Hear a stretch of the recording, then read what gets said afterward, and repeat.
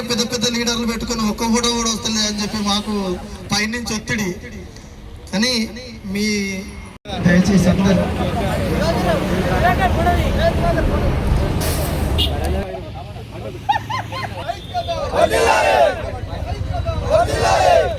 కార్మికుల ఐక్యత, కార్మికుల ఐక్యత, కార్మికుల ఐక్యత. నశించాలి యాజమాన్యముని వైఖరి, నశించాలి యాజమాన్యముని వైఖరి. We want conversion, we want conversion, we want conversion. కార్మికుల ఐక్యత, కార్మికుల ఐక్యత. నశించాలి యాజమాన్యముని వైఖరి, నశించాలి యాజమాన్యముని వైఖరి, యాజమాన్యముని వైఖరి. ఏపీఎస్బీ రూల్స్ వెంటనే అమలు చేయాలి, ఏపీఎస్బీ రూల్స్ వెంటనే అమలు చేయాలి. టీచర్స్ కార్మికులను వెంటనే నశించాలి, ప్రభుత్వముని వైఖరి నశించాలి. కార్మికుల ఐక్యత, విద్యుత్ కార్మికుల ఐక్యత.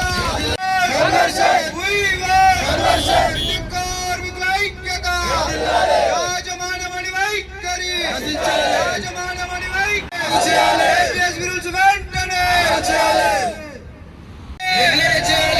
కార్మికులను వెంటనే, అన్మాన్ కార్మికులను వెంటనే, కార్మికులను వెంటనే, అన్మాన్ కార్మికులను వెంటనే.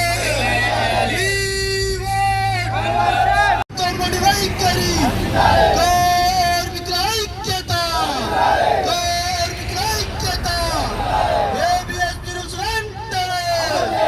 ఈరోజు ఏదైతే అన్మ్యాడ్ ఆర్టిజన్స్ ఇద్దరు కార్మికులు జాగ ఏర్పడి సమస్యల కోసం సమ్మెను ప్రకటించడం జరిగింది.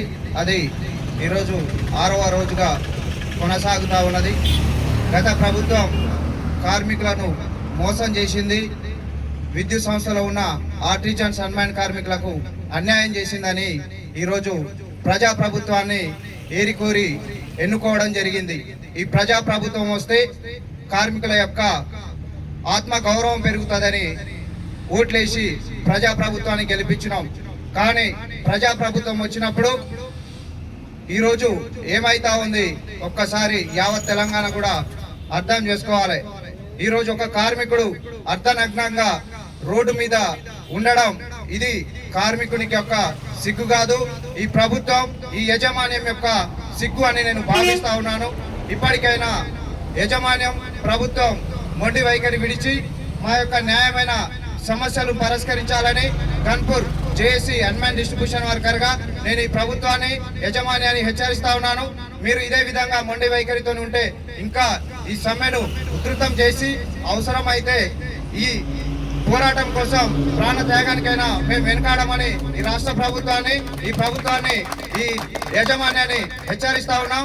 మీరు ఇదే మొండి వైఖరితో ఉంటే ఈ రాష్ట్రాన్ని అంధకారంలో చేయడంలో ఈ యాజమాన్యానికి తగిన బుద్ధి చెప్పడంలో ఈ అన్మ్యాన్డ్ ఆర్టిజన్స్ కార్మికులు అగ్ర భాగాన ఉంటారని ఈ మీడియా ద్వారా హెచ్చరిస్తా ఉన్నాను. Thank you. ఈరోజు నేను పాషం రాజు, స్టేషన్ గన్పూర్ డివిజన్ చైర్మన్. మరి గత 6 రోజుల నుంచి నిర్వర్తిక సమ్మె చేస్తున్నాం. మరి ప్రభుత్వానికి యాజమాన్యానికి నిమ్మకు నీరెత్తినట్టుంది. దానికి నిరసనంగా ఈరోజు అర్ధనగ్నంగా మేము ఈ ప్రభుత్వానికి యాజమాన్యానికి మరి ఈ రకంగా హెచ్చరిక చేస్తున్నాం.